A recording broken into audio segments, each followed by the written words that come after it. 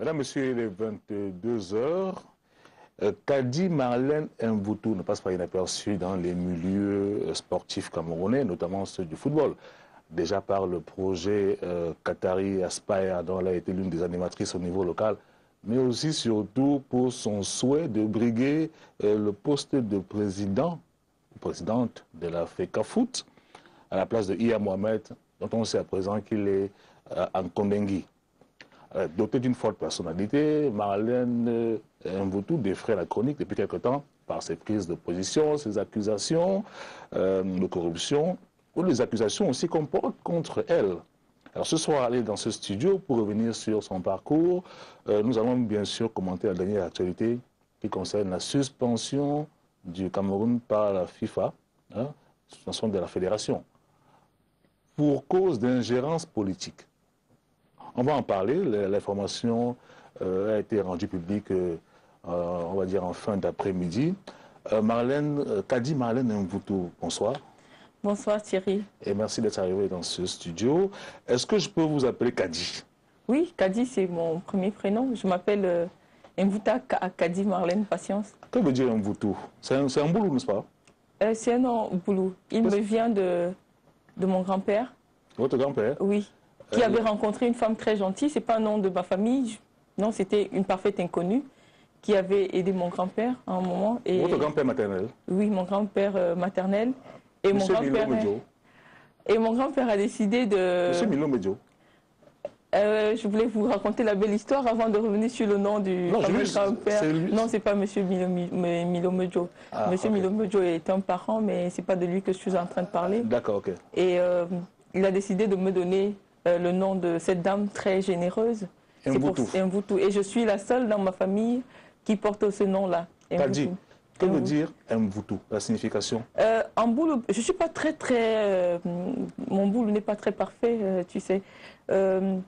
Mvutu, c'est un nom. Certainement, il signifie quelque chose dans notre langue, mais je le porte et il me ressemble parce que désormais, en français, on l'a transformé, c'est devenu envoûteuse. Envoûteuse. Mais voilà. Mais c'est... Plantureuse. Non, c'est pas ça. Wow. Okay. Alors, vous avez parlé de vous quand même. Hein. Oui. Je rappelle bien sûr que nous sommes en direct et que vous avez la possibilité de nous envoyer des messages. Il y a les sites qui vont s'afficher là. Nos amis bien sûr de Just TV, il y a kamtou.com aussi. Vous pouvez envoyer des messages, on va poser des questions à Marlène. Vous allez répondre à toutes les questions, Marlène? Non, je réponds à toutes les questions parce que je vais citer Mendes France qui disait que seule la vérité nous conduit et je dois la vérité aux Camerounais. C'est pour cela que j'ai accepté de venir ici et de répondre à toutes les questions. C'est très bien. Alors, vous parlez de vos parents, votre mère, votre père, vous avez des souvenirs? Oui, j'ai de très bons souvenirs. Déjà que je sais que physiquement, je ressemble beaucoup à ma mère. Je pense que j'ai pris son caractère aussi. Quel caractère, Marlène? La pugnacité, l'obstination, le dépassement de soi, toutes ces valeurs que je porte aujourd'hui. Oui, un peu bagarreuse parce que je me rappelle des bagarres que ma mère faisait avec des gens. Je crois que ce petit côté me vient de là. Mais, vous avez l'habitude aussi de bagarrer? Non, pas tout le temps. Pas tout le temps. Pas tout le temps, mais quand même. Des fois, quand j'étais à l'école primaire, tout le monde savait que j'étais très, très bagarreuse. J'étais un garçon manqué avant. Je ne sais pas si vous avez retrouvé certaines photos. Au début de mon activité avec Aspire, j'étais avec des cheveux courts déjà et très, très femme-garçon. Vous n'hésitez pas à faire valoir vos points de vue de manière physique? Non, pas toujours. Pas toujours, mais vous savez, on se trouve dans un milieu où tout le monde n'a pas le même entendement, tout le monde... Donc, on vient vous rectifiez les choses? Non, pas forcément. Je veux dire qu'il faut que... Vraiment, je m'appelle patience, vous savez. Mais quand on pousse ma patience à se... Oui. Vous pouvez devenir... Non, pas toujours. Mais je dis, il y a des conditions exceptionnelles. On ne peut pas enfermer 100 personnes dans une salle, dans une chaleur écrasante. Et puis, voilà, on perd complètement de notre humanité. Je sais que vous voulez rappeler le fameux épisode. Non, vraiment, je ne rappelle rien du tout. Je dis, c'est un geste regrettable à ne pas... refaire à la maison pour les enfants qui m'ont regardé. Je vous dis ça. Votre geste? Non, je regrette. Et d'ailleurs, j'en ai parlé avec Pierre Batama. Franchement, un geste regrettable. J'ai failli le tuer, vous savez. C'était très grave. Il a pas eu dessus. Non, j'étais vraiment déchaînée. Et, voilà, ne vous inquiétez pas. On revient là-dessus dans une minute. On va suivre juste le fil conducteur. Vous avez grandi dans quel environnement? On va dire c'est un environnement quand même aisé ou c'était dur à la maison? Comment dire? Ma mère, elle a fait 8 enfants, donc dans une fratrie de 8, c'est pas toujours très évident. Je suis la deuxième, donc voilà, j'ai pas de responsabilité en tant qu'aînée. Et puis, je suis pas la petite dernière qui est chouchoutée. Je suis au milieu, je fais mon chemin. Et voilà. C'était pas facile, hein? Non, c'était pas facile. Ma mère a élevé 8 enfants. Vous avez effectué vos études scolaires? Alors, j'ai commencé une partie de ma scolarité. J'ai fait l'école maternelle très très tôt. J'avais 2 ans et demi à Djoum, parce que mes parents, je suis née à Djoum. Ma mère était à Djoum aussi, elle était élève au CEG de Djoum. Ma mère, j'ai fait l'école maternelle à Djoum et après nous sommes partis en Fou, où j'ai fait la CIL et le CP. Et après, je suis allée à Mandjo, une petite bourgade près d'un Konsamba. Vous avez votre mère, hein? Oui, avec mes 2 parents. Voilà, donc je suis allée à Mandjo, où j'ai fait le cours élémentaire 1 jusqu'en 4e, ça veut dire que j'ai passé tout mon temps dans le littoral. Je me sens fille du littoral et puis par la suite, c'est vrai que par intermittence, j'ai été entre l'Europe et le Cameroun, mais voilà, je me sens des 2 côtés et puis... et vous souhaitiez exercer quel métier lorsque vous étiez jeune? Alors, moi, le métier, qu'est-ce que je voulais faire? J'ai eu beaucoup d'orientation, hein. À un moment, je voulais être chanteuse. Je chantais très bien. J'étais déjà la star du lycée de Mandjo. J'ai interprété Madonna. Voilà, ce goût de la chanson, de l'exhibition, voilà, je l'avais déjà. Et puis par la suite, je voulais être médecin parce que j'étais très... les mathématiques, ça collait, c'était très bien. Et ma mère a décidé que je fasse le droit. Et Pourquoi le droit? Je ne sais pas, peut-être parce que j'avais un oncle, Demba Jean, qui a fait les études de droit jusqu'en licence. Et c'était la première fois qu'il y avait un licencié dans la famille de ma mère. C'était un événement grandiose, le fait que son petit frère ait la licence. Alors elle a décidé que pour moi ce serait pareil. Parce qu'il faut dire que toute ma scolarité, j'ai toujours été... c'est pas la fameuse fois, j'ai toujours été la première de la classe, mais j'avais de très bonnes relations ou bien de très bonnes notes à l'école. Et oui. Vous avez redoublé votre 2e année d'université? Non, je pense pas. Je n'ai pas redoublé la 2e année. Vous n'étiez pas à Soie? J'étais à Soie, bien sûr. Vous avez cité Polycarpe Abba. Oui, je n'ai pas repris la 2e année d'université, non, pas du tout. D'accord, non, peut-être que je me suis mal trompé, alors. Oui, je n'ai pas repris la 2e année université. Quand j'étais en 2e année université, peut-être l'impression que les camarades ont eu, c'était que c'était cette année que j'ai été recrutée à la CRTV. Et vous avez abandonné l'école? Non, je n'ai pas abandonné. Je faisais simultanément l'école et la faculté de droit. Mais comment est-ce que vous avez pu entrer à la CRTV? Comment j'entre à la CRTV? J'ai commencé par faire des stages de temps en temps, hein.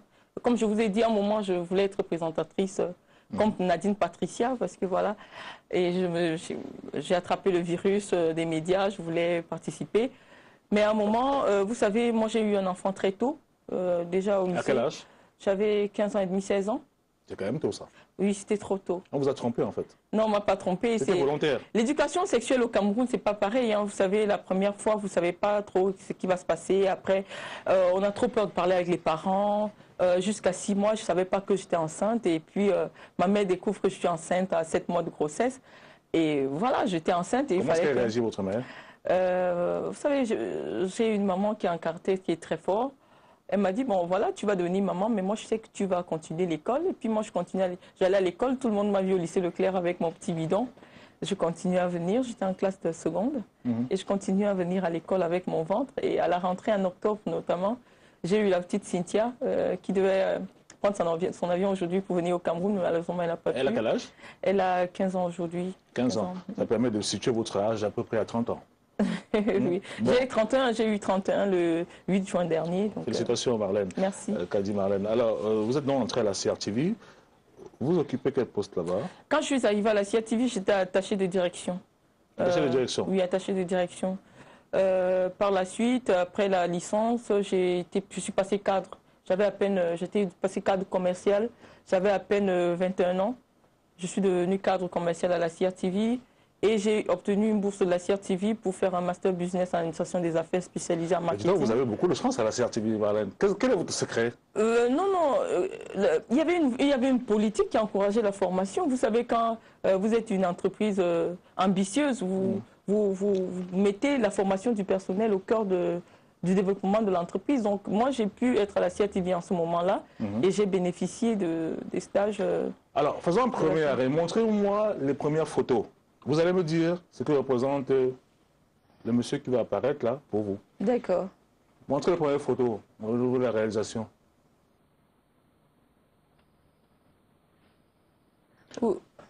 Oui, c'est mon père, le professeur Germain Mendozé.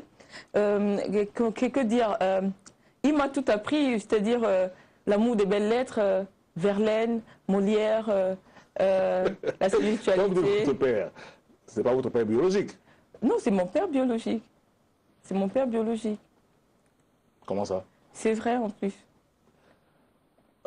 Professeur Mendozé, c'est votre père? Oui, c'est mon père. Ah, ça c'était... Vous l'avez su dès le début? Comment on peut savoir dès le début ou après? Je vous dis, c'est mon père et je l'aime beaucoup. Montrez notre photo, le père, parce qu'il faut qu'on fasse honneur à Marlène, à son père. Oui, c'est lui qui m'a poussé à aimer la langue française. Il est professeur agrégé de stylistique française. Et chaque fois que je rédigeais, ça devrait être sans faute. Ouais. Même quand j'étais à la CRTV et qu'il était aussi, chaque fois que je faisais une autre, il fallait que ce soit sans faute. Alors on peut dire que... C'est l'amour de la langue française que j'ai aujourd'hui. Tous les grands auteurs contemporains, les Chateaubriand, tout ça, Molière, la fantaisie, l'humour de Molière, tout ça, ça me vient de lui, l'amour de la langue française. Marlène. Oui. Montrez la deuxième photo, le professeur Mendozé, c'est le père de Marlène. Est-ce qu'on peut dire que le professeur Mendozé a fait acte de népotisme puisqu'il a recruté sa fille à la CRTV? Non, pas du tout. Et elle a bénéficié de beaucoup de stages. Pas du tout. Je voudrais tout simplement dire qu'au moment où je suis recrutée, mon père ne savait pas que c'est moi qui l'allais recruter. Comment Parce ça? que c'est une personne qui était amie à mon père qui m'a dit, mais attends, il ne savait pas parce que, comme toujours, moi je m'appelle Mvuta Kadi Marlène Patient, j'ai un nom anonyme. Personne ne peut faire... le rapprochement entre mon père et moi. À ce moment, il ne savait pas que vous existiez? Non, pas qu'il ne savait pas que j'existais. Je dis que j'avais un ami qui m'avait dit, je vais aller déposer ton dossier à la CRTV, tu peux être maquilleuse là-bas, tu peux faire quelque chose. Je lui dis, bah, c'est ça, parfait. Et puis quand mon dossier est arrivé, j'ai été recrutée et c'est la chance que j'ai eue. Vous savez, je suis venue ici en toute sincérité, je suis une personne de sincérité. Et je voudrais pas, il n'y a pas un pan de ma vie que... j'aimerais pas partager avec ceux qui m'aiment bien. C'est une personne de grande qualité qui m'a beaucoup appris et qui a fait de moi la femme que je suis. Et voilà, je suis très fière de lui. Donc vous avez passé combien de temps à la CRTV? Alors, je suis partie de la CRTV en 2006 quand j'ai obtenu la direction du projet Aspire Football Dreams au Cameroun. Donc j'ai décidé de quitter la CRTV parce que c'était très contraignant entre développer le football, promouvoir le projet, aller au Qatar tout le temps. Avec ma mission et ma fonction, la CRTV, ce n'était pas évident. Est-ce qu'à ce moment-là, vous aviez déjà terminé vos études? Oui, est-ce qu'on termine les études? Aujourd'hui, j'ai un doctorat, mais je n'ai pas terminé les études, vous savez. Vous comptez avoir quel diplôme? Non, on ne fait pas la course au diplôme, mais on fait la course à la connaissance. Et je dis, chaque fois qu'on vit, on a besoin d'acquérir la connaissance dans tous les domaines. J'ai commencé dans un premier temps avec le droit, j'ai enchaîné avec le marketing, et j'aimerais peut-être plus tard faire un doctorat en communication ou devenir... journaliste comme vous, mais moi je suis très amoureuse de la connaissance. Et c'est pour ça que je suis très attirée par toutes les choses qui peuvent me permettre d'en acquérir. C'est pour ça que je me suis engagée dans le football. C'est une autre forme de connaissance qu'on acquiert en flottant ou en aimant le football. Voilà. Quand vous entrez dans ce management sportif-là, racontez-moi un peu comment ça se passe pour vous retrouver à travailler pour le projet Aspire. Aspire, c'est quoi déjà? Aspire, c'est le nom de la fondation de la famille royale du Qatar, le même nom que la plus grande académie de football du monde qui a été construite par le fils du roi du Qatar. Et au moment où je vais faire mon stage d'entreprise pour mon master business en administration des affaires, je le fais dans l'entreprise de M. Sandro Rosell, l'actuel président du Barça. Et à ce moment-là, M. Rosell a de très bonnes relations avec le fils du roi du Qatar, qui est en train de promouvoir cette académie de football. Et je suis invitée au Qatar, notamment à l'occasion de l'inauguration. Et Sandro Roussel me dit, Marlène, tu devras prendre la parole. Tu seras la seule femme dans l'Assemblée, on aimerait bien écouter ce que tu as à dire. Et puis toute la nuit, j'avais préparé un petit mot. Et ce petit mot, c'était de dire aux autorités du Qatar que je pensais qu'il était judicieux de donner l'occasion aux enfants africains, aux enfants d'Afrique, de leur donner l'opportunité de venir étudier, de bénéficier du savoir-faire qatari dans le cadre de la formation, d'apporter un soutien pour le développement du football parce que j'étais convaincue que le football peut être un vecteur de valeurs républicaines, de valeurs citoyennes, de valeurs humaines. C'est pour cela que je voulais créer un projet plus tard pour pouvoir promouvoir ces valeurs en Afrique et j'ai été écoutée. Nous avons reçu une subvention de 12 millions d'euros par an pour le faire. Nous avons fait dans toute l'Afrique, nous avons fait dans 16 pays dans le monde. Et ça a été vous allez dénicher les talents? Promouvoir d'abord l'image du Qatar, promouvoir Aspire, donner la possibilité à 3 enfants dans chaque pays chaque année d'obtenir une bourse du Qatar et surtout de présenter la candidature du Qatar pour l'organisation de la Coupe du Monde de 2022. Nous l'avons fait, vous l'avez fait de quelle année? De 2006 à 2009. 2006 à 2009. De 2006 à 2009, 3 ans. Et combien d'enfants vous avez 3 ans, ça fait 9 enfants que nous avons recrutés au Cameroun, donc x16 dans tout le monde entier, ça fait qu'il y a un certain nombre d'enfants. Mais ce qui est important, c'est qu'au moment où j'ai montré à tous mes partenaires, parce que j'avais créé une entreprise de marketing sportif au Cameroun que j'appelais Intermédiatis, j'avais montré l'utilité du projet à d'autres partenaires qui avaient décidé de s'associer à mon initiative, notamment Nike, qui m'accompagne jusqu'à aujourd'hui dans tous les projets que je fais. Et chaque année, Nike donnait 4 tonnes de matériel sportif, des ballons, des chasubles, des équipes, tout ce qui concerne le football. Et je le donnais gratuitement dans tout le Cameroun à 1200 encadrants de football pour 60 400 enfants chaque année. C'était énorme. Et je voyais et je ressentais dans les yeux des gens que ce que je leur donnais apportait beaucoup. Parlez-nous un peu du projet Dreams. Quel est le lien entre Dreams et Aspire? Non, c'est le même projet. Il s'appelle Aspire Football Dreams. C'est ça le projet. Ah d'accord, ok. Oui. Alors, qui est Joseph Colomer? Joseph Colomer est un ami, quelqu'un très très proche. Quand vous dites très proche, ça veut dire quoi? Non, quand je dis très proche, c'est pas un amant. Non, pas du tout. Mais... Je le considère comme mon frère. Il a été l'ancien directeur général du Barça, directeur du centre de formation de Barça. On a travaillé dans ce projet. Il m'a accompagné, m'a soutenu. C'est une personne que je porte dans mon cœur et je le salue. Je sais qu'il est au Sénégal en ce moment et certainement il me regarde. Je lui dis tout l'amour que j'ai pour lui et je remercie pour m'avoir appris tout ce que je sais dans le football. Mais alors Marlène, mais dans une précédente interview que j'ai, parce que moi j'ai... C'est vrai que des fois j'ai des gamins. Non, je n'ai encore rien dit. Vous avez traité Joseph Colomer, il est espagnol, Colomer. Josep, il est catalan. Parce que si je lui dis, je sais que Josep me regarde, oui. Je ne dirais pas qu'il est espagnol, je dis qu'il est catalan. Vous avez traité Josep Colomer de négrier? Non, je n'ai jamais traité de négrier. Attendez Marlène, je peux retrouver l'interview. Hein. Négrier, c'était au moment où vous quittez le projet, parce qu'il y a eu des problèmes. Hein. Josep n'a pas été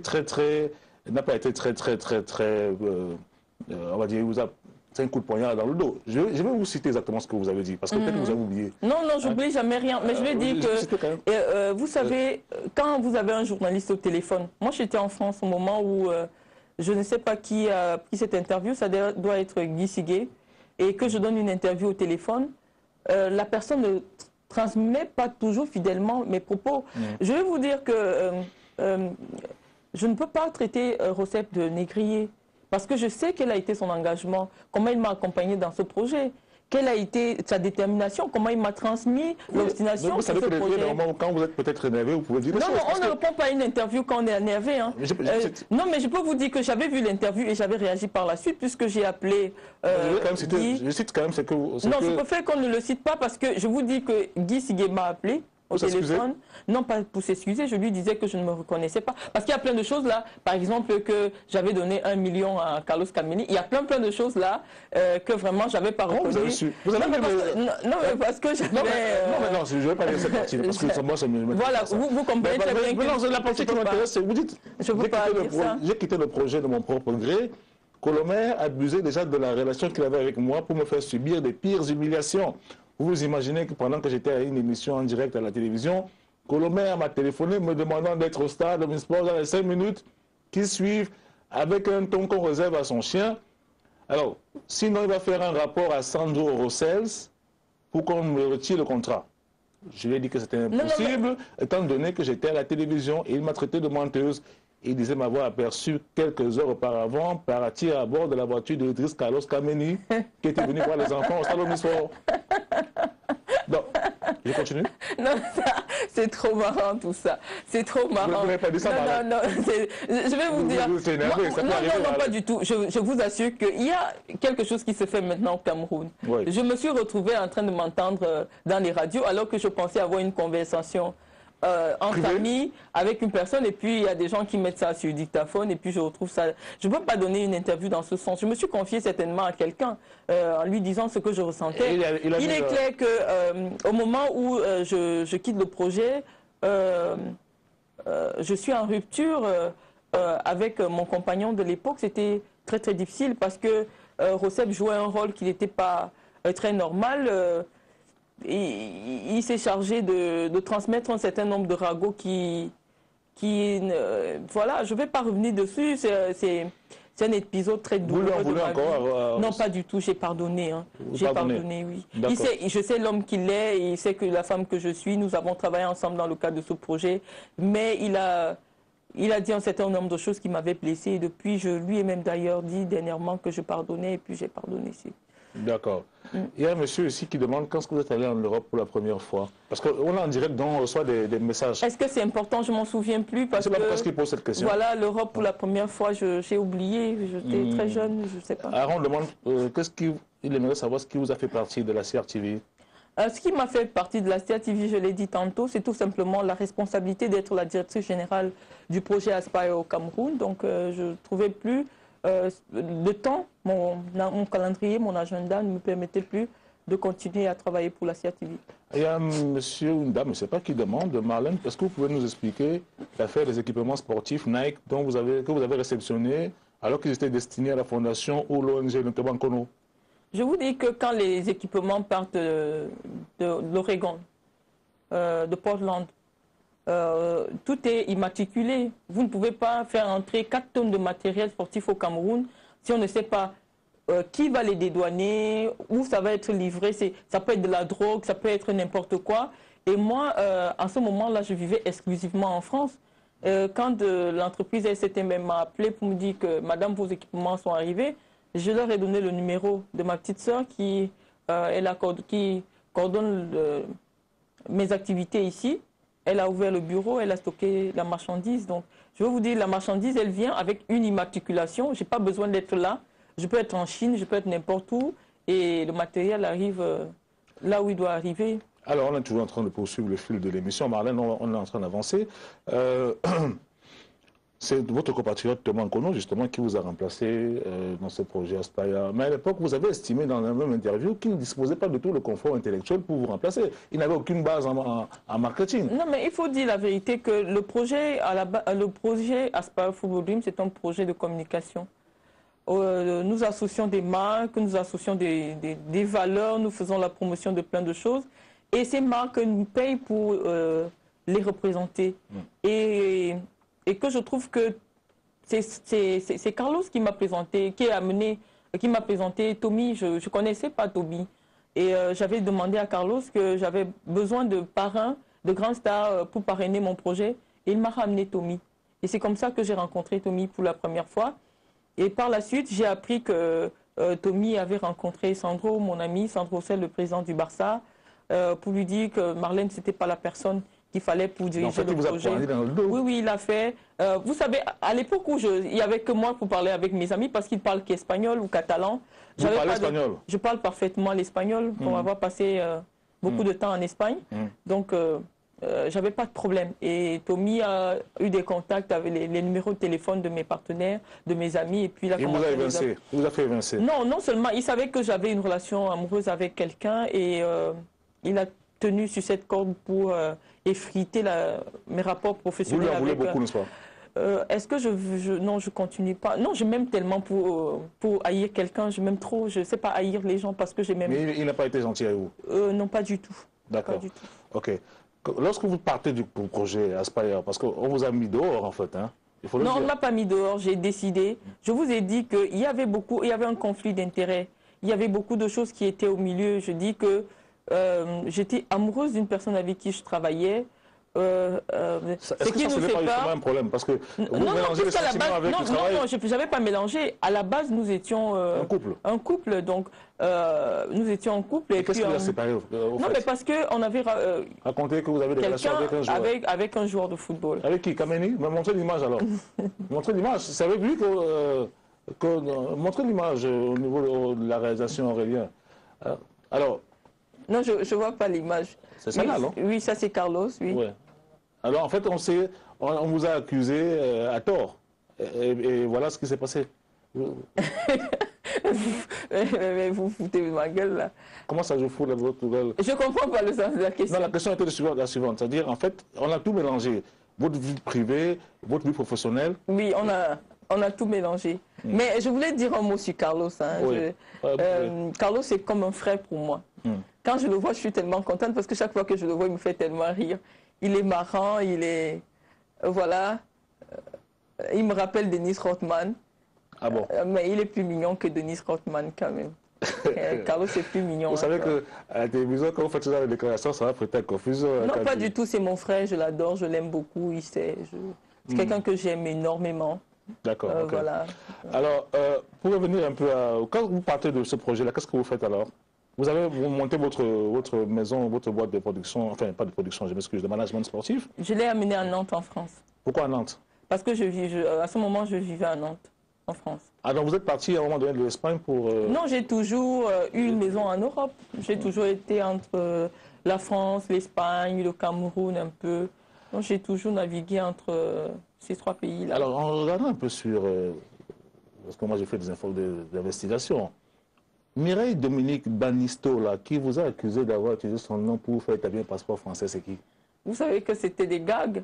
Quand je me suis lancée dans la campagne, quand j'ai déclaré que j'étais candidate, il y a tous les gags qui sortaient de partout. Oui, Marlène n'a pas de nationalité camerounaise. Non, elle a la nationalité française, mais c'est une fausse nationalité. Il y a eu plein d'histoires. Et finalement, puisqu'on a vu que j'ai pu être candidate à la fédération, que j'ai déposé mes papiers camerounais, on voit très bien que c'était des histoires montées. Mais c'est le net. Hein, et j'avais pris part un peu à la petite discussion. Parce que la Mireille, je la connais très bien. C'est votre amie? Non, c'était une amie. À un moment donné, je n'ai pas très bien compris où elle voulait amener notre amitié. Et j'ai décidé de ne plus être son amie. Elle m'a pris? Je ne sais pas. Pourquoi est-ce qu'elle vous accuse alors comme ça? Elle vous accuse subitement d'avoir utilisé son nom? Non, je n'ai pas su. Il y avait un pseudo sur Internet. Qui s'appelait soit Mami Wata, soit machin. Elle ne s'est jamais prononcée et puis on s'est bien pris la tête. Et puis j'ai appelé le journaliste qui a fait le papier, qui m'a dit par la suite que le pseudo avait disparu. Moi j'ai dit quoi? Je ne peux pas commenter les commentaires. Je l'ai déjà dit. Il y a un certain nombre de choses, quand vous devenez une personne publique, on dit qu'on a fait ci. C'est comme il n'y a pas longtemps, avec l'histoire des joueurs, avec l'histoire de machin, il y a toujours une histoire autour de Marlène, parce que, voilà, Marlène est une personne qui est connue et tout le monde veut sa petite histoire. Voilà, tout le monde veut sa petite histoire avec Marlène. Oui, mais Marlène, le journal Le Jour révèle quand même que le vendredi 28 juin dernier, vous, président de la Ligue régionale de football du Sud, candidate à la présidence de l'Africa Foot, vous étiez au parquet de grande instance de Yaoundé, non, le 28, je n'étais pas au parquet. Alors, dans le jour, c'est trompé. Parce qu'il parle d'une... Je vais vous révéler quelque chose. Oui. Le même jour, M. Ateba, qui est le chef desk sport, m'a téléphoné en me disant, j'ai une information, je voudrais publier ça. Je lui dis, il s'agit de quoi? Il me dit, il y a des gens qui sont venus me voir en me disant que tu leur dois 26 millions et il faut que je publie. Est-ce que je lui ai dit de venir me voir à la maison? Il devait venir me voir certainement. Après, j'ai appris qu'il a publié. Il sait pourquoi il voulait venir me voir avant. Je sais qu'au Cameroun, tout se monnaie. Je sais qu'il y a du chantage qui se fait. Je sais qu'il y a plein de choses. J'ai un certain élan qui est venu me voir en me disant que les gens de la FECAFOOT lui ont proposé de l'argent pour qu'il dise que c'est moi qui l'envoie brûler et casser partout et que c'est le ministre Grégoire Orona et Roger Mila et moi, nous sommes en complicité pour faire des choses. On paye des gens pour m'accuser. On paye des gens pour dire ce qu'ils veulent sur moi. On achète des radios, on achète des télés. Moi, je ne sais pas pourquoi, à un moment donné, quand j'ai commencé la campagne, tout le monde ne croyait pas en ce que je puisse arriver à gagner ne serait-ce qu'une élection. Plus j'avançais, plus les gens se sont dit, mais il faut se méfier de cette petite, finalement, elle va arriver, elle va prendre la FECAFOOT. Et là, toutes les choses sont sorties. Je suis devenue escroc, je suis devenue bandite, je suis devenue même à la limite... J'ai vu un papier où quelqu'un me dit, Marlène a été arrêtée pour filouterie sexuelle. Comment ça? Oui, parce que le jour de l'élection, ma voiture est arrêtée par la police. Par les services de la police judiciaire. Le jour de l'élection, il était 11 h. Ils me disent, madame, mais vous êtes attendue à la police judiciaire. Je dis, il n'y a pas de problème, je vous suis. On s'en va à la police judiciaire. Et on me dit, voilà, il y a monsieur Edjanga qui vous a porté plainte en 2009.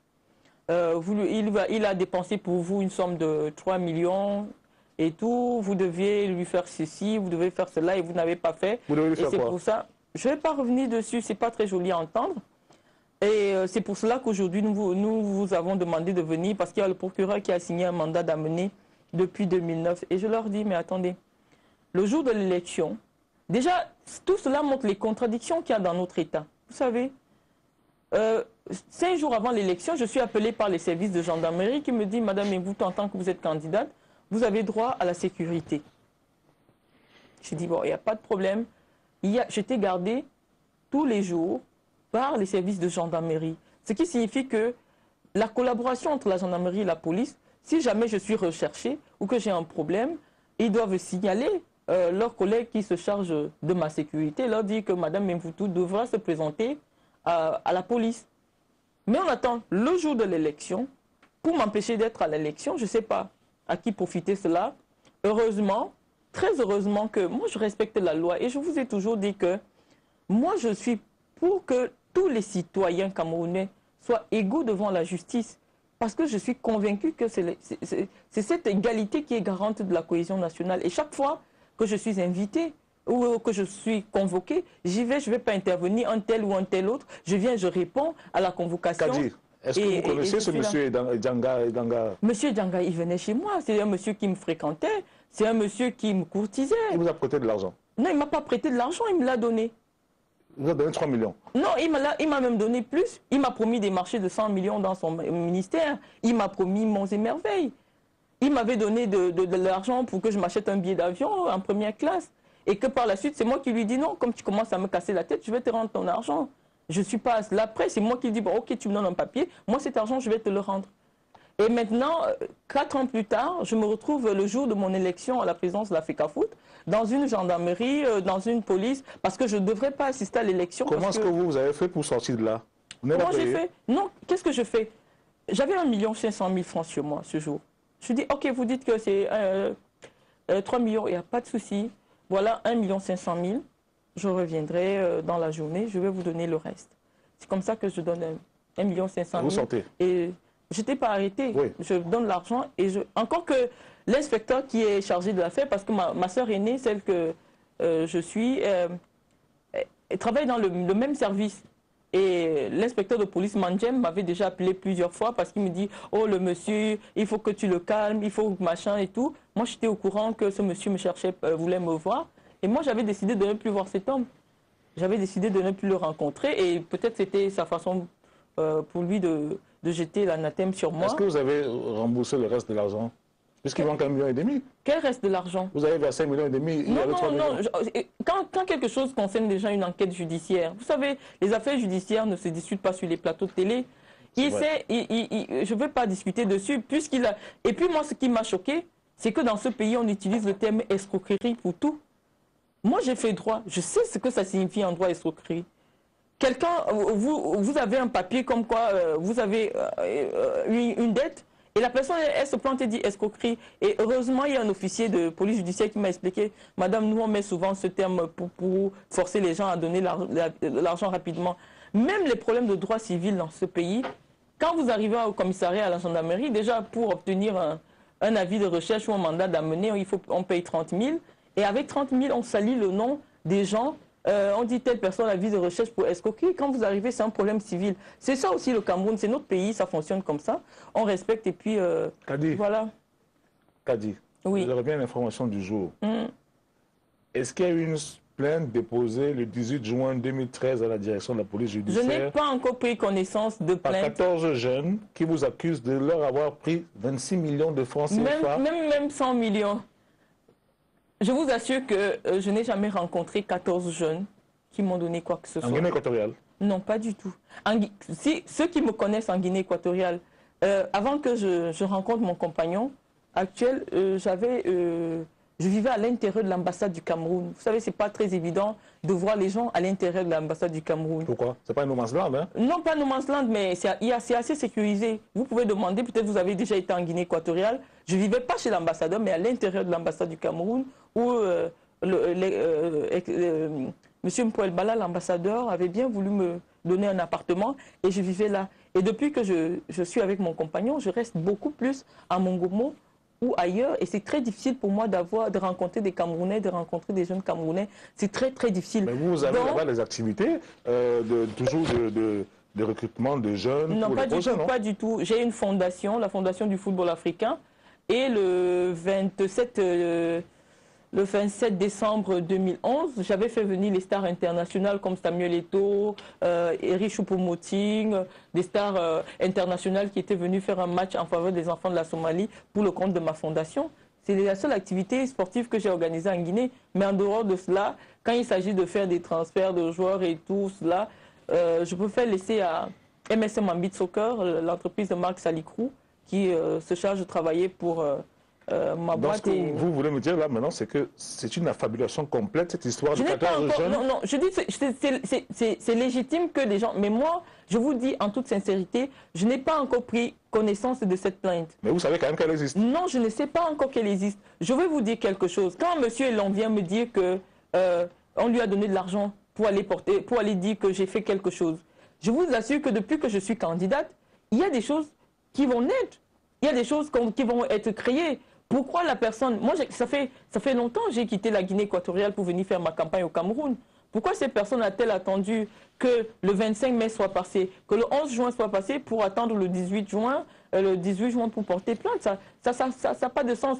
Encore à la veille d'une élection. C'est-à-dire que l'élection était le 19. Le 18, il faut qu'on m'empêche d'être à l'élection. Vous dites bien que la plainte a été déposée le 18 juin, la veille de l'élection du 19. Pour que, peut-être qu'il n'a pas été malin aussi de proposer quelque chose pour obtenir un mandat d'amener, pour qu'on vienne m'enlever de la salle. Mais qui est derrière cette affaire selon vous? Je vais vous dire, il y a eu un cafouillis absolu autour de l'élection du président. Mais Thierry, je peux vous rassurer, on ne sort jamais indemne d'une candidature à la présidence de la FECAFOOT. Je veux vous dire que mon frère... de la même région, M. Ndjembele, il est sorti de là dans les 4 planches. Je peux vous assurer qu'au début de cette campagne, j'ai été empoisonné. Vous avez été empoisonné? Oui, j'ai été empoisonné. Comment ça?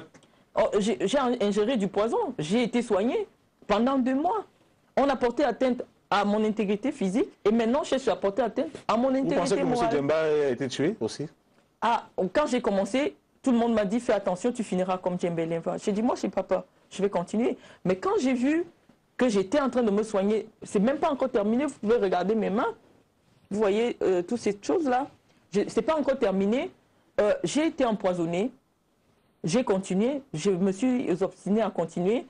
Et maintenant qu'on a vu que mystiquement ou par des moyens on ne peut plus m'atteindre, on fait une atteinte à mon intégrité morale.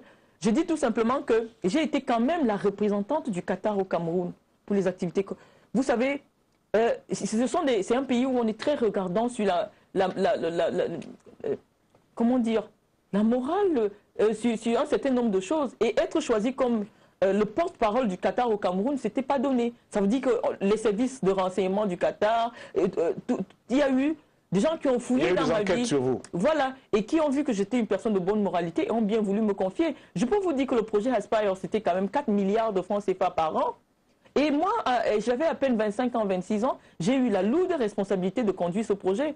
Je vous ferai peut-être une indiscrétion en vous disant qu'à la CRTV, c'était moi qui étais chargé des décaissements financiers et j'avais... C'est normal, vous étiez la fille de M. Mendoza. Non, pas toujours. Non, je ne le dis pas. Non, ça n'aide pas. Mais je peux vous dire que je partais faire des décaissements de 140 millions. Je l'ai transporté. On n'a jamais perdu 10 francs. C'est pour vous dire mon rapport à l'argent. L'argent, je connais son utilité, je connais sa nécessité, mais aussi les dérives. C'est pour ça que moi, face à l'argent... Vous avez toujours des scandales qui tournent autour de vous, qui concernent l'argent. Mais parce que quand tout le monde me voit, on dit qu'on voit l'argent. C'est ça le problème des gens. Vous êtes riche. Je ne sais pas si je suis riche, mais je ne m'en plains pas. Justement, parlons-en, parce que justement, les élections de l'Africa Foot, à quel moment vous vous dites, moi, Kadi Marlène Mvoutou, je dois être présidente de l'Africa Foot? Je vais être présidente de l'Africa Foot. Pour moi, je vais vous dire, ce n'est pas un hasard. Pour ceux qui pensent que je suis une parvenue, j'aimerais vous rappeler que en 2009, j'ai été élue vice-présidente de la Ligue départementale du Djai Lobo à Saint-Mélima. Vous savez, le football, moi, je l'ai servi. Le football, je l'ai aimé. Le football, j'ai travaillé pour le football, premièrement, en tant que présidente de club. J'ai été présidente au Football Club de Saint-Mélima. J'ai été directrice générale du grand projet de football au Cameroun. Alors, pour moi, ce n'est qu'un parcours de maturité, de dire qu'après tant d'années, après tant d'investissements, je pourrais apporter ma petite contribution au niveau de la présidence de la fédération. Et ce qui me donne l'occasion de vous dire quelle est ma conception de la présidence de l'Africa Foot. Pour moi, présider l'Africa Foot, c'est respecter la souveraineté de l'État qui vient d'être bafouée par les attitudes de certains Camerounais qui ont écrit à la FIFA pour que nous soyons suspendus. Présider l'Africa Foot, c'est aussi mettre la formation des jeunes au cœur du développement du football. Présider l'Africa Foot, c'est surtout respecter les lois de la République. C'est pour ça que j'ai décidé d'être président de l'Africa Foot. D'accord, mais alors, il y a beaucoup de choses qui se sont passées parce que vous avez très bien vu déjà au niveau de l'organisation de la présidence, enfin, des élections au niveau des ligues régionales, vous avez été candidate à la Ligue régionale du Sud. Normalement, le scrutin se déroule où? Alors, le scrutin de la Ligue régionale du Sud se déroule à Yaoundé parce que il avait des... Normalement, il doit se dérouler où? Non, il n'y a pas de normalement. Il peut se dérouler partout. Hein? Non, les tests de la fédération ne prévoient pas qu'un lieu doit être déterminé pour valider une élection. Ça veut dire que la fédération est libre de convoquer ses assemblées générales là où elle veut. Vous avez vu dernièrement, la FIFA a convoqué une assemblée générale à l'île Maurice et elle n'était pas pour autant irrégulière. Je dis tout simplement que moi, en ce moment, je n'étais que simple membre. Et au lieu de faire la politique de la chaise vide, il y a certaines personnes qui payent de cette politique-là aujourd'hui. Moi, j'ai décidé d'aller aux élections. Je suis allé aux élections. J'ai réussi à convaincre des électeurs. Je suis devenue la présidente de la Ligue régionale du Sud. Kadi Marlène. Et j'ai conscience de la responsabilité qui est la mienne. Kadi Marlène, le scrutin s'est déroulé où? Le scrutin s'est déroulé à Yaoundé. Où? Dans un lieu que nous avons tenu à ce qu'il reste secret parce qu'on avait peur... Chez le professeur Mendoza? Non, pas du tout. Donc c'est faux ce qu'on a raconté? Non, c'est archi faux. Archi faux. Pourquoi vous regardez le lieu secret alors que c'est une élection? Non, mais je vais vous dire ceci, de particulier Thierry. L'ambiance qui régnait autour des élections n'était pas digne de notre pays. Vous comprenez? Que des jeunes se déplacent de Douala avec des machettes pour venir empêcher des élections à Yaoundé. J'ai un ami, M. Mban Félix, qui a été sérieusement bastonné parce qu'il venait à l'élection. J'ai des collègues de la Ligue régionale qui ont été agressés. Alors, pour moi, ma responsabilité en tant que fille du Sud, c'était de prendre des dispositions pour que mes membres, mes frères, mes pères soient en sécurité. C'est pour ça que je suis allée dans un... Nous avons proposé un lieu sûr aux dirigeants de la fédération pour pouvoir organiser l'élection. Elles sont venues, les membres de la commission électorale sont venus et nous avons fait l'élection. Alors vous faites l'élection, il y a beaucoup de problèmes, hein. On va rapidement revenir là-dessus en rappelant qu'il y a eu beaucoup de concertations au niveau du Premier ministère. Vous y étiez, n'est-ce pas? Oui, j'étais. Ça s'est passé comment là-bas? Nous étions d'accord pour un consensus parce qu'il faut dire que, quels que soient les clivages, quels que soient les groupes de personnes qui y a à la fédération, l'élection du président de la fédération est d'abord un compromis. Un compromis qui doit respecter les compétences des uns et des autres. Et au Premier ministère, nous avons décidé de nous mettre ensemble, de mettre toutes les intelligences ensemble pour faire redresser le football camerounais. Nous étions d'accord pour un consensus, mais quand nous sommes arrivés dans la salle, certains aînés ont décidé de passer à l'élection. Ce qu'on ne vous a pas dit, c'est que je me suis saisi de l'urne. Non, ça je le sais, je vais arriver à cela. Voilà. Le téléphone est en train de sonner, Kadi. On peut le couper. C'est pas grave, c'est pas grave. Parce qu'il va faire. Est-ce qu'il ne fait pas un bruit non, les gens vont continuer à vous appeler. C'est pour ça que je préfère que vous le coupiez complètement. Vous pouvez le couper, merci. Il y a Julienne Kouekam qui demande, elle est sur Camtou, le site. Vous qui avez fait droit, pourquoi est-ce que vous n'avez pas porté plainte aussi pour diffamation et empoisonnement? Puisque vous dites que chaque fois on vous accuse. Pourquoi vous ne portez pas plainte, pardon, au monsieur, je ne sais pas, qui vous a fait traîner le jour où il y avait la concertation au Premier ministère? Je vais vous dire, pour moi, quand j'ai déjà partagé un bout de pain avec quelqu'un, je le considère comme mon frère. Monsieur Djanga, peut-être on ne s'est pas très bien compris. Je n'ai pas su ce qu'il attendait de moi. Peut-être je n'ai pas pu réaliser ce qu'il attendait de moi. Je peux comprendre qu'à un moment donné, il puisse être en colère et qu'il essaye de se venger de moi. Voilà, je ne peux pas porter plainte. Je peux pas laisser tomber. Et pour l'empoisonnement et tout ça, vous ne savez pas qui vous a empoisonné? J'avais une idée. Il n'y a pas eu d'enquête, vous ne voulez pas lancer une enquête? Non, qu'est-ce que j'ai fait? J'ai un ami qui s'appelle Jimmy Tunde. Il m'a dit que, voilà, Marlène, on t'a empoisonné. Et je lui ai dit qu'est-ce qu'il fallait que je fasse. Il m'a dit, il faut aller à l'indigène, on va te soigner. Et j'ai été soignée. Pour moi, je pouvais en mourir. Si je mourais, je n'allais pas avoir le temps de porter plainte. Mais voilà. Vous continuez quand même, vous persévérez. Alors, vous êtes donc au Premier ministère. Est-ce que l'émissaire de la FIFA était avec vous au Premier ministère? Vous savez, quand je vous ai parlé d'un petit détour d'abord à la PJ avant. Oui, vous étiez, oui. Non, vous n'étiez pas là. Peut-être que l'émissaire de la FIFA était avec les autres pendant que j'étais à la PJ. Mais au moment où j'arrive, je trouve justement le Premier ministre qui m'a rassuré que rien n'avait été encore conclu à mon absence. Donc, je venais trouver... Donc, quand vous arrivez, il n'y a pas l'émissaire de la FIFA qui est là? Non, pas du tout. Alors, racontez-nous ce qui se passe donc au siège de la FECAFOOT à Tinga. Au siège de la FECAFOOT, on nous a dit que nous devions expliquer, étant donné que nous sommes des leaders de région, moi je suis présidente régionale, nous devions rencontrer nos membres et leur expliquer que nous avons décidé de mettre sur pied un consensus, une liste consensuelle qui devait conduire la fédération pendant 2 ans et qu'ensemble on allait réviser les tests de la fédération pour permettre au bout de 2 ans d'avoir un code électoral qui convienne à tout le monde. Mais une fois dans la salle, après que le ministre ait terminé son propos, il est sorti. J'ai vu des gens barricader les portes. Nous étions dans une petite salle qui peut prendre 50 personnes, mais nous étions 104. Il n'y avait pas de climatisation, il n'y avait rien. Et puis, j'ai demandé pourquoi on barricadait les portes. On m'a dit non, c'est pour voir si on accepte le consensus ou non. On a dit écrivez vos noms là. J'ai écrit mon nom, les membres aussi ont écrit leur nom. Et après, j'ai vu apporter les urnes. J'ai demandé pourquoi les urnes sont là. On me dit non, c'est pour voter le consensus. Je leur ai dit non, là, vous vous moquez de moi. Alors, je me suis jetée sur l'urne. J'ai attrapé l'urne et les gens, tout le monde s'est jeté sur moi pour me faire lâcher l'urne parce que j'avais dit il n'y a pas élection. Le Premier ministre a dit c'est le consensus. Il n'y a pas élection. Et si... Attendez, juste une question. Parce que moi, je ne connais pas très bien le milieu du football. Est-ce que le consensus fait partie des textes de la FECAFOOT? Non, mais je vais vous dire qu'il y avait un moment de crise. Et que chaque fois qu'il y a une crise...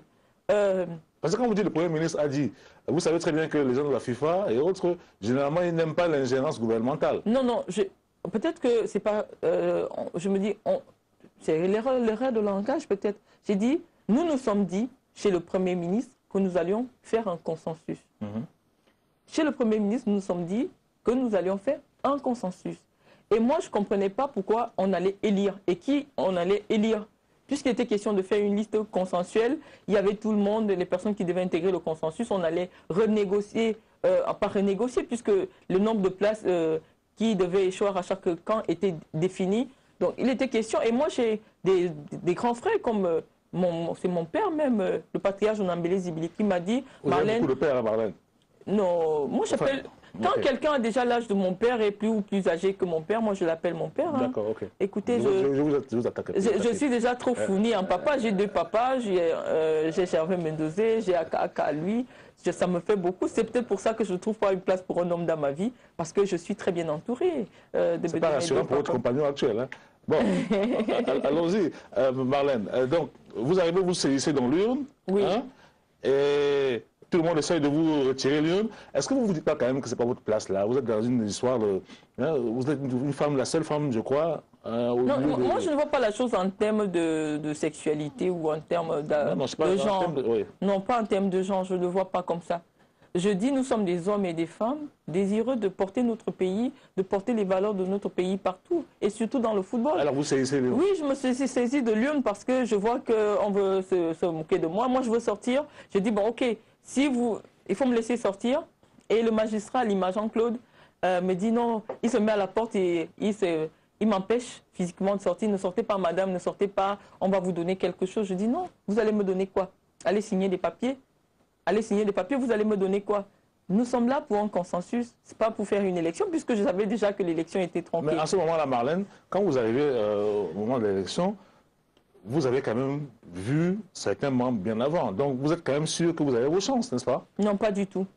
Pas du tout. Parce que depuis le 27 avril, il y avait un consensus qui était déjà mis en marche entre le camp Iya Mohamed et moi. Vous avez vu Iya Mohamed avant, n'est-ce pas? Non, j'ai rencontré j'ai rencontré M. Sédou Bombonjoya qui m'a demandé de venir pour qu'on essaie de mettre les bases parce qu'ils avaient appris que c'est moi qui tenais le Sud. Il m'a dit, Madame Mvoutou, vous savez, nous savons que vous avez la base, mais nous, la fédération, nous les dirigeants de la fédération, nous souhaitons que vous soyez la vice-présidente de la Ligue régionale. Je leur demande pourquoi. Je suis candidate, pourquoi je dois être la vice-présidente de la Ligue régionale? Ils disent non, vous n'êtes pas dans nos plans. Nous, notre candidat, c'est M. Nguema Georges. Je leur dis non. Moi, ma base, les petits électeurs du Sud qui ne profitent pas des retombées du football, mais qui travaillent tous les jours pour le football, ont décidé de faire de moi la présidente de la Ligue régionale du Sud. C'est pour ça que je m'engage dans cette élection. Pourquoi vous voulez que je sois la vice-présidence de M. Nguema? Il dit non, c'est là comme ça l'Africa Foot. Moi, j'ai été ferme.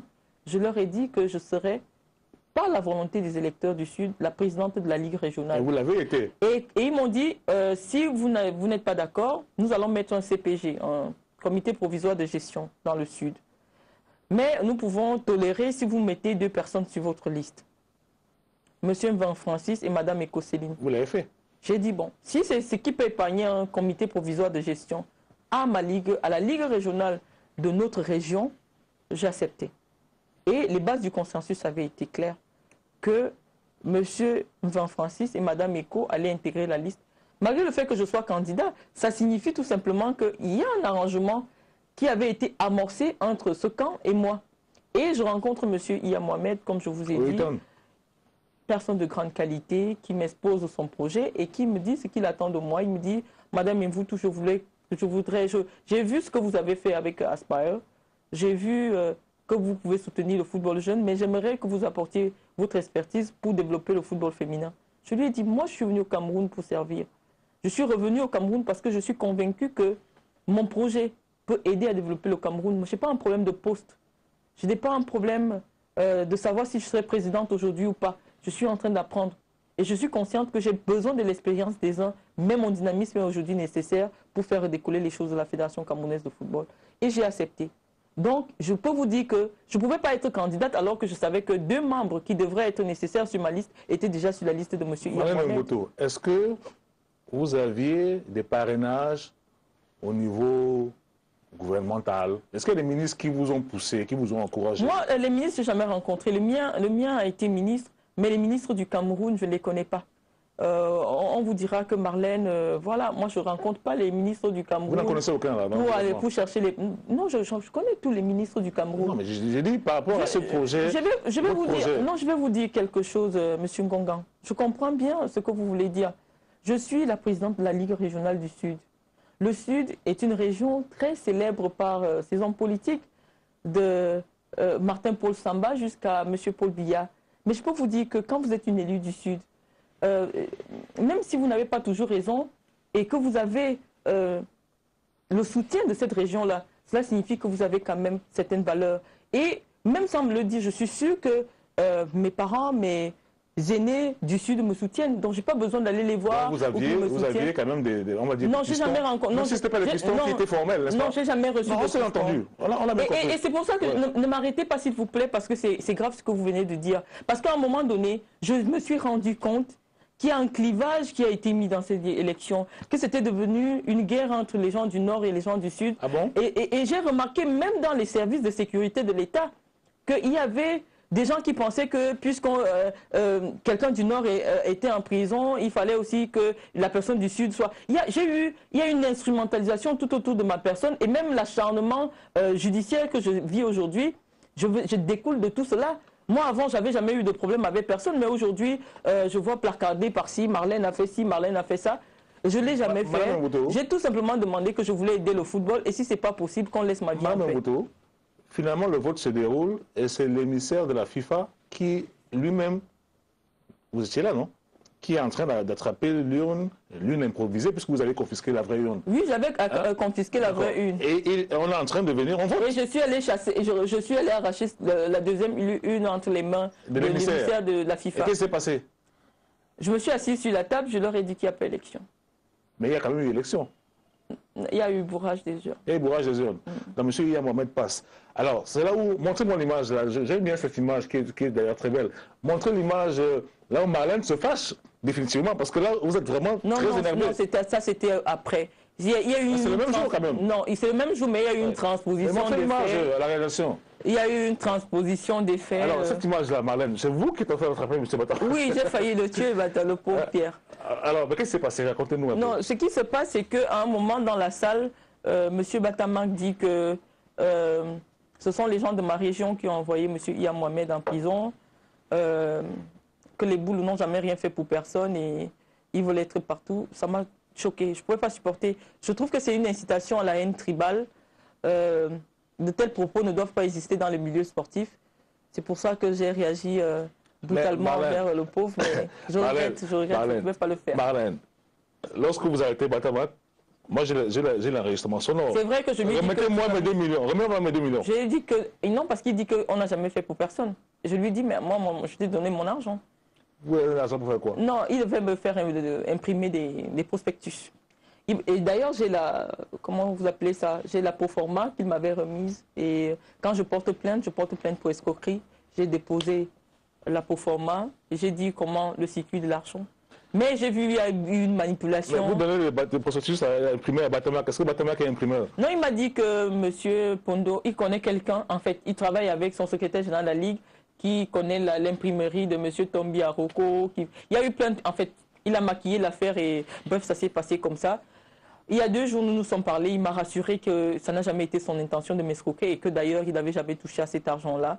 Je crois parce que j'estime qu'il est sincère et que c'est un adulte. Il n'a pas besoin de me mentir.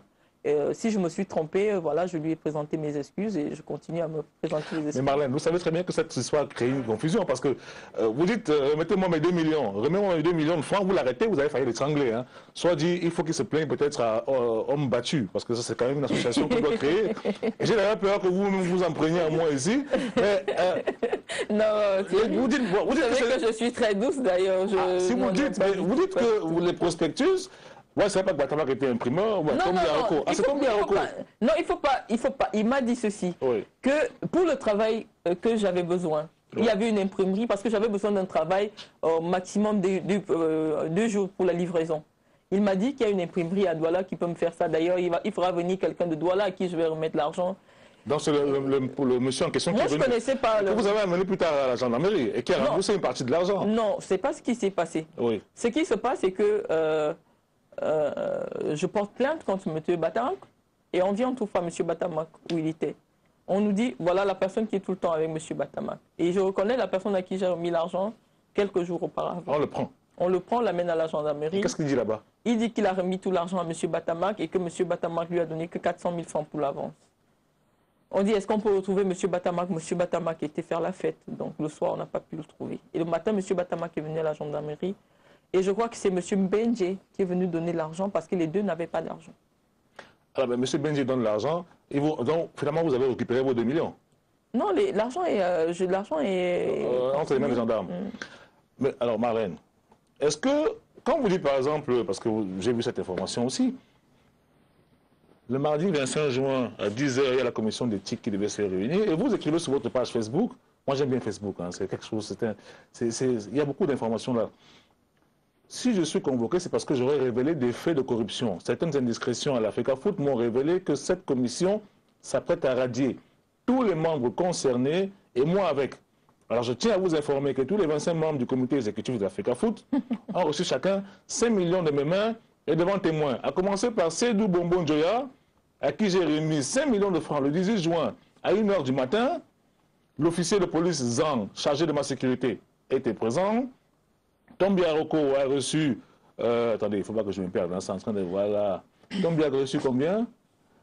Oh là là. Bon. Oh. Je suis en train de me perdre dans mes notes. Voilà. Tombi Aroko a reçu 13 millions pour payer les hôtels et la restauration. Était témoin Serge Guiffé, le policier Zang. Ben Francis a reçu 5 millions devant Benoît Assam. Pourrais-je les citer? Tous les membres de l'Assemblée générale ont reçu chacun 100 000 francs. Alors j'accepte que j'ai corrompu et qu'on nous radie tous que celui qui nie me porte plainte pour diffamation. Merci. Alors quand j'ai fait l'addition, 13 millions de M. Tombi Aroko, 5 millions de Francis Vin, ça fait déjà 18 millions. 5 millions de francs à Seydou Bombo Djoya, ça fait déjà 20 millions. Et 2 millions de francs à Batamak, ça fait 22 millions. Les 100 000 francs à chaque membre de l'Assemblée générale, il y en a combien? Je ne peux pas vous donner d'éléments dessus parce que ces propos ne sont pas de moi. Il y en a au moins pour 25 millions là. Hein? Non, j'ai même lu dans un journal 147 millions 800 000. Je vais vous dire, la nébuleuse Facebook, je ne peux pas être comptable de tout ce qui se dit sur Facebook. Moi, j'y vais rarement. J'ai un Facebook qui est officiel, qui est géré par un administrateur. Mais s'agissant de cette histoire, j'ai eu M. Vogo Gaspard, qui est administrateur de mon Facebook. Il m'a dit que rien ne figurait. Je sais aussi que les comptes Facebook sont souvent piratés. On peut prendre votre photo, on écrit votre nom, on envoie un message. Mais comme je vous ai dit, j'ai voulu que ce moment soit un moment de sincérité avec les Camerounais. Je suis venu vous dire la vérité, s'agissant de cette histoire. 2 jours après la bagarre avec M. Batamak, j'ai eu la visite d'un aîné d'un grand frère qui est le docteur Francis Veng. Il m'a demandé ce qui s'est passé avec M. Batamak. Je lui ai expliqué tous les faits. Il me dit, ah, si c'est comme ça, c'est pas de la corruption. Mais moi, j'ai besoin que tu aies dit que c'est de la corruption. Pour qu'on le radie et après on pourra récupérer le poste. J'ai dit au docteur Francis Zemeng, si le poste de 3e vice-président doit nous revenir, ce n'est pas de cette manière. Je n'irai pas salir des gens parce que j'ai besoin. Il m'a d'ailleurs promis qu'après qu'on nous radie, on trouvera un moyen pour me récupérer. Et ça, je le dis à la télé, c'est moi qui parle. Il sait qu'ils sont venus me proposer d'aller dire que j'ai corrompu des gens 2 jours avant l'affaire de Facebook. Et après, j'apprends sur Facebook qu'il y a un profil qui circule avec moi disant que j'ai donné de l'argent aux gens. J'ai refusé. Monsieur Vin sait que je lui ai dit que non, je ne voulais pas dire que j'ai corrompu les gens, puisque ce n'était pas ce qu'il m'avait proposé un discours que je devais donner. J'ai dit non, ce n'est pas ce discours-là. Je n'ai jamais... C'est comme ça que ça s'est passé. Et puisque toi-même tu dis que ce n'est pas de la corruption, ce ne sera pas la corruption. Il me dit qu'ils ont besoin que je dise que c'est la corruption. Pour écarter Batamak. Pour écarter beaucoup de gens. Je dis que nous prendrons l'Africa Foot, mais pas avec cette manière. Nous prendrons l'Africa Foot. Je dirigerai l'Africa Foot parce que j'ai un projet. Je dirigerai l'Africa Foot parce que je veux redynamiser le football féminin. Parce que j'ai des idées pour rapporter de l'argent pour le football, mais pas parce que je fais des cochonneries ou alors que je porte atteinte à l'intégrité morale des personnes. Je dis non et je le dis ici. C'est pour ça que j'ai accepté de venir le dire ici. C'est moi qui parle, ce n'est plus un profil ou un pseudo. C'est Marlène Mvutu qui dit que les dirigeants de la fédération m'ont proposé de dire que j'ai donné de l'argent à certaines personnes pour corrompre, pour qu'elles puissent être écartées. Est-ce que la commission d'éthique s'est tenue? La commission, et j'ai dit la même chose à Maître Nguini. Vous pourrez voir le procès verbal de mon audition. C'est ce que j'ai rapporté, cet entretien avec un dirigeant, l'ancien 3e vice-président, qui me propose de dire que j'ai corrompu des gens et qu'on trouvera un moyen de m'intégrer à l'Africa Foot après cela. Qu'est-ce que la commission finalement décide? Je ne sais pas ce qu'elle décide. Je peux vous dire, moi, je me suis engagée dans le football parce que j'aimerais partager avec les autres ce que j'ai. Moi, je ne veux pas dire généreuse, mais j'aime les gens, pendant que d'autres sont attirés par l'argent. Vous n'aimez pas l'argent, Marlène? Non, je connais son utilité, je vous ai dit, mais je connais aussi ses dérives. Quel est le rapport que vous avez avec l'argent, Marlène?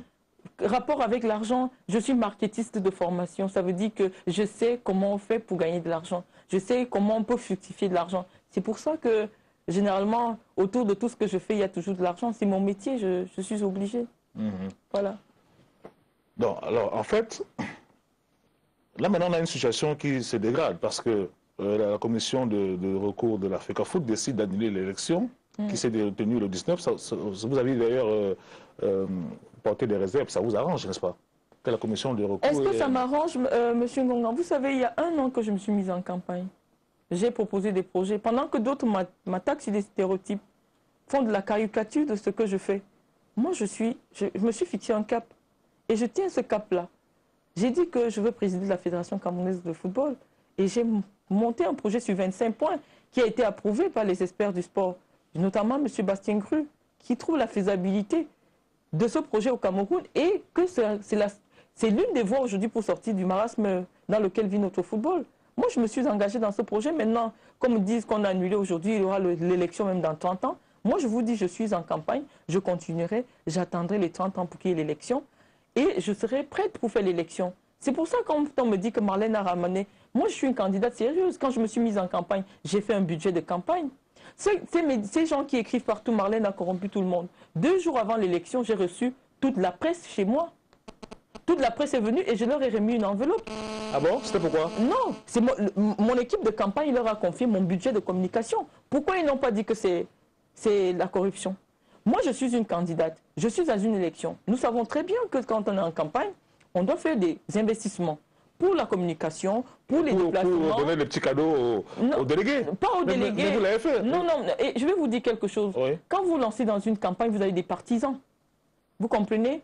Et les conditions dans lesquelles cette élection, la deuxième, a été organisée, les comptes de la FECAFOOT en sont bloqués.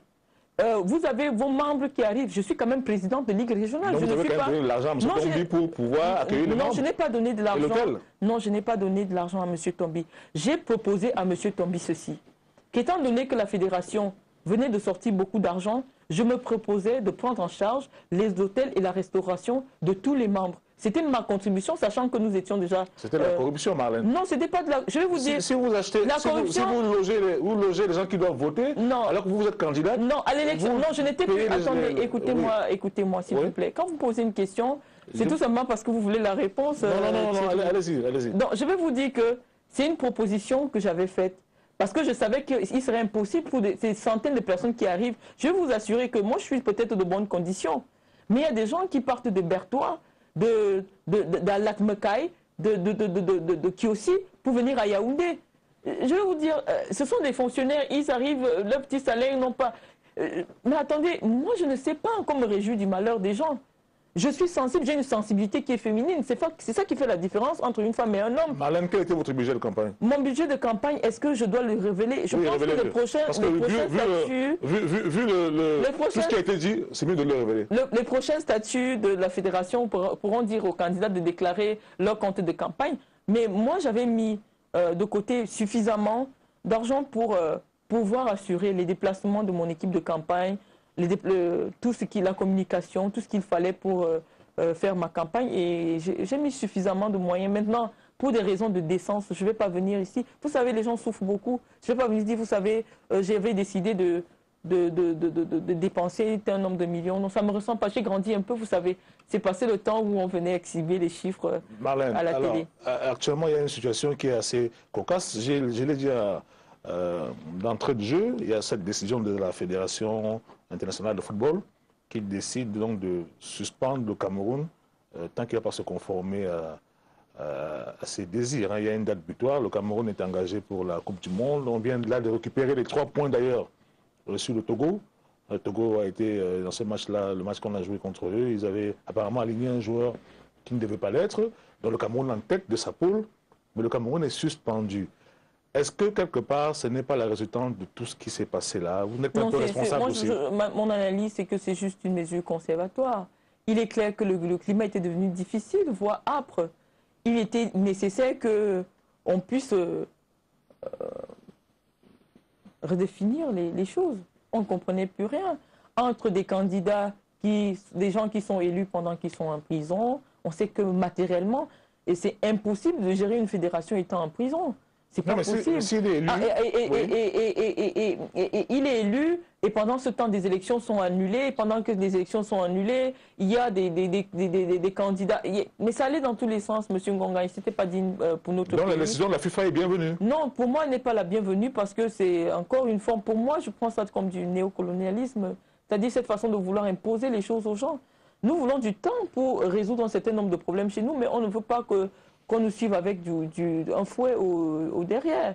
Je pense que nous sommes des adultes à la Fédération camerounaise de football. Nous avons conscience des difficultés de la fédération et je pense que nous étions sur une voie pour sortir. Maintenant, est-ce que ce sont les bonnes personnes qui sont aujourd'hui candidates ou pas qui devraient l'être? Mais moi, je pense que c'est juste une porte de sortie. Ça permet qu'il y ait de nouvelles candidatures, que les uns et les autres viennent présenter leurs projets, qu'on arrête un combat de personnes pour avoir un combat des idées. Et je pense que ce n'est que comme ça que la machine FECAFOOT devra alors je vais lire quelques messages parce qu'il y en a beaucoup qui sont arrivés. Il y a M. Luc qui dit: Monsieur Ngonga, mais s'il vous plaît, de grâce, posez des questions un peu plus professionnelles, car vous la provoquez presque physiquement. C'est plus poli ainsi. Je vous provoque, Marlène? Non, non, pas du tout. Bon, M. Ngonga, vous êtes dans la minorité. Hein? Il y a un autre monsieur qui dit il est à Marois. Marlène, tu devrais avoir honte de faire face sur un plateau en ce moment, car tu devais être près de M. Iya Nkodengui. Oui, la prison, ce n'est pas fait pour des animaux. Et j'ai parlé tout à l'heure du rôle de la justice dans une société. La justice est là pour réguler nos agissements, nos comportements. Et à un moment donné, quand on pose des actions, ou alors qu'on dit des choses, on pose des actions qui vont à l'encontre de l'intérêt général, à un moment donné, la société vous met de côté. La prison, ce n'est pas une fatalité. Si un jour je faisais quelque chose de mal et qu'il était nécessaire que je fasse la prison, je ne dirais pas que non, je ne ferais pas. Non, M. Mia, par exemple, il est bien là où il est là, parce qu'il a commis des... Non, non, je dis qu'il n'est pas bien, je dis que je ne sais pas encore me réjouir du malheur de quelqu'un. Certainement, il manque à sa famille, il est privé de liberté.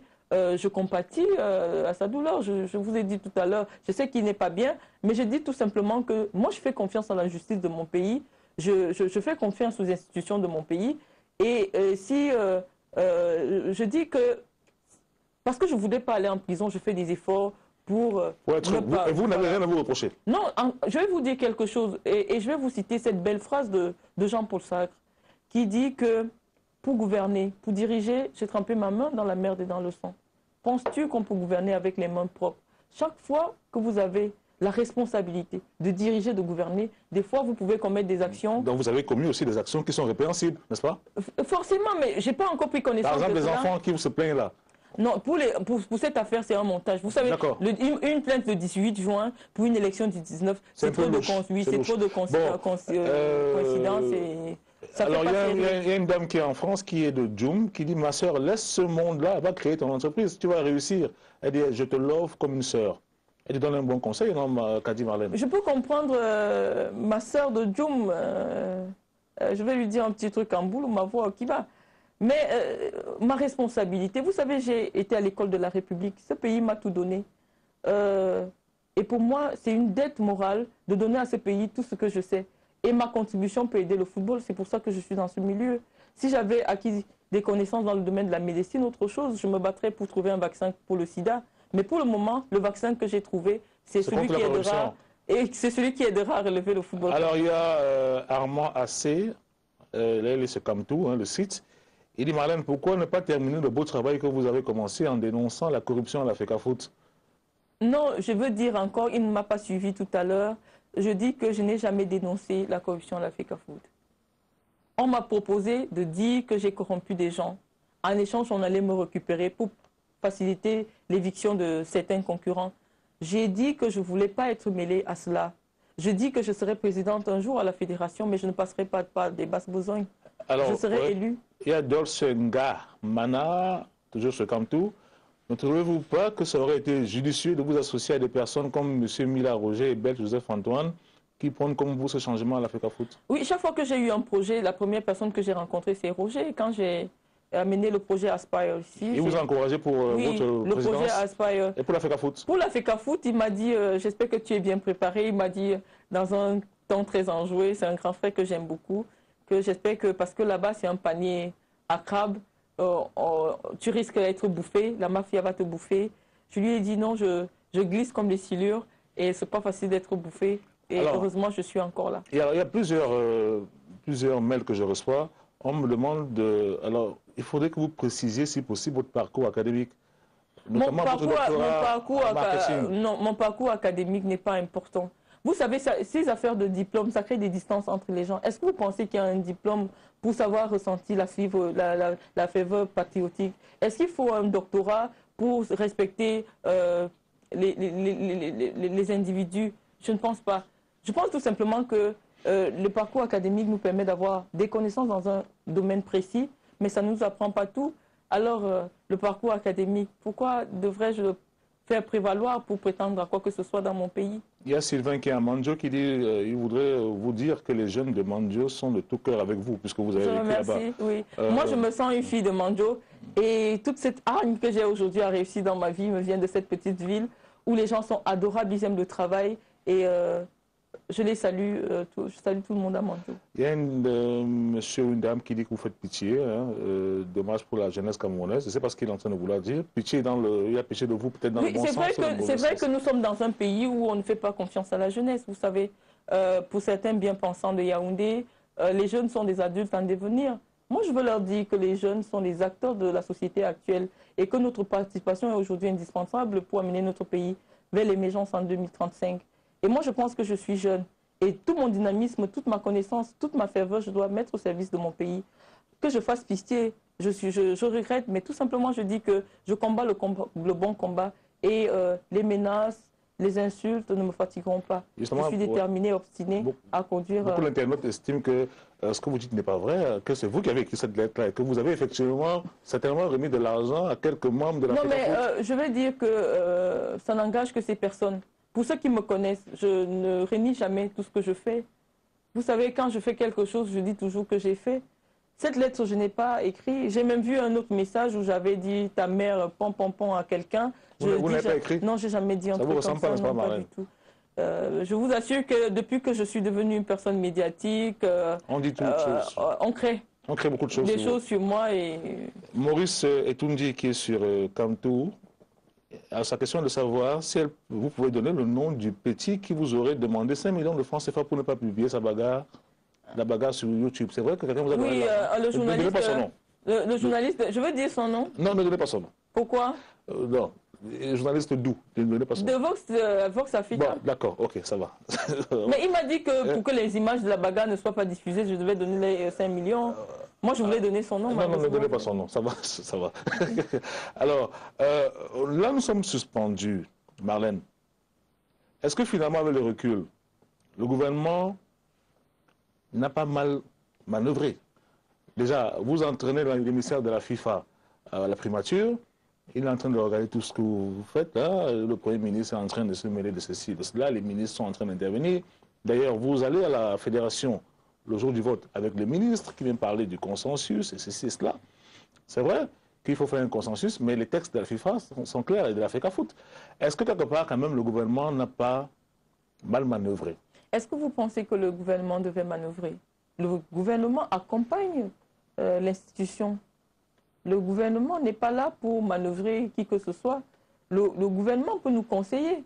Le gouvernement peut nous permettre de nous asseoir. Parce qu'il y a des gens dans cette assemblée qui ne pouvaient plus s'asseoir, rester dans une même salle. Mais je dis aussi que peut-être la part de responsabilité qui incombe au ministère des Sports, c'est de vérifier la qualité des tests avant des tests des règlements des fédérations. Parce que ce ministère-là a la responsabilité, à travers sa direction des normes, de vérifier que les tests des fédérations soit compatible, civil, soit conforme. Voilà, soit conforme et qu'il préserve la paix sociale. Donc je dis, dans ce sens, peut-être la responsabilité des uns et des autres peut être engagée, mais je peux vous assurer qu'avec le niveau d'entêtement que les autres, l'obstination, je veux dire, un suivisme aveugle, parce qu'à un moment, je ne comprenais pas, les gens étaient comme possédés dans la salle. Je n'ai pas compris ce qui se passait. On serait dit qu'on était... Vous aussi, hein, parce que on vous a vu bagarrer. Il y avait le diable dans la salle. C'est dit que les gens sont entrés avec des esprits qui n'étaient pas... C'est valable pour vous aussi. Voilà. Madame. Mais je vous assure que je ne me suis pas reconnue quand je vois ces images. Vous avez honte de ces images? Non, je n'ai pas honte. Vous assumez? J'assume ce que j'ai fait. Vous pourriez le refaire? Si c'était à refaire, je referais. Parce que je n'accepterai jamais qu'on dresse les Camerounais les uns contre les autres, M. Ngonga. Qu'on dise que les boules ont fait ci contre tel nom, je n'accepterai jamais parce que le football est d'abord fédérateur. Le football est là pour unifier les gens, pour les rassembler, pour les concilier et non pour les diviser. Et c'est pour ça que si c'était à refaire, je referais ce geste. Je le referais. Alors Marlène, nous sommes bientôt arrivés au terme de l'émission. Hein. Je n'ai pas vu le temps passer. Voilà. Est-ce que vous avez un dernier mot? Déjà, il faut rassurer les téléspectateurs que vous ne m'avez rien donné. Hein, parce qu'avec vous, ça va très vite. Hein. Je n'ai rien reçu de Marlène Mvutu. Parce qu'avec vous, ça peut, à tout moment, ça peut... si vous avez un conseil à donner... Non, mais si je voulais dire quelque chose, oui. Je n'ai pas de conseil à donner au gouvernement. Je pense que nous avons un gouvernement fort qui connaît ses engagements, qui connaît ses responsabilités. Mais je voudrais surtout vous remercier de m'avoir donné l'occasion ce soir de préciser mon ambition au Camerounais. Et je vous remercie pour ces interrogations, ces questionnements qui m'ont permis peut-être de manière circonscrite de dire aux Camerounais que tout est possible et qu'ensemble tout reste possible. Nous allons faire le football dans notre pays sans la FIFA. Nous allons organiser le football à la base. Nous allons détecter les talents. Ok, donc ce que vous souhaitez, c'est que on reste dans le cadre de la suspension, ne participons pas au mondial, Coupe d'Afrique des Nations. Non, c'est pas ce que je suis en train de dire. Je dis, reconstruisons tout à la base. C'est pas ce que je suis en train de dire. Je dis qu'il faut que nous nous rassemblions sur l'essentiel. L'essentiel, c'est de redresser le football dans notre pays. Ce qui concerne nos relations avec la FIFA, nous savons que nous sommes et nous avons été le meilleur pays d'Afrique dans le domaine du football. Et que l'histoire du football africain ne peut pas s'écrire sans nous. Donc je sais qu'à un moment donné, nous trouverons un moyen de nous rasseoir avec nos amis de la FIFA pour déterminer ensemble quel est le cap et quelle est la vision générale que nos deux institutions doivent avoir. Merci Marlène d'avoir accepté de répondre à nos questions. C'est moi. On vous souhaite bonne chance dans votre ambition. Merci. Vous serez toujours candidate, non? Non, je suis candidate. Je suis toujours en campagne. Même si ça doit durer 30 ans, je vous ai dit, je serai en campagne. Et je pense que je vais convaincre le maximum de personnes à s'allier à l'idée et non à la personne ou aux anathèmes et aux préjugés. Alors, on rappelle que l'émission va être diffusée le dimanche à 20 h sur STV et que vous pouvez aussi la voir par le biais de canalafrique.tv dans quelques minutes, si ce n'est pas déjà fait. On se retrouve la semaine prochaine avec une autre émission, un autre invité. Bonsoir et merci d'être venu, Marlène. C'est moi. Ok. Je ne bouge pas encore parce qu'il y a...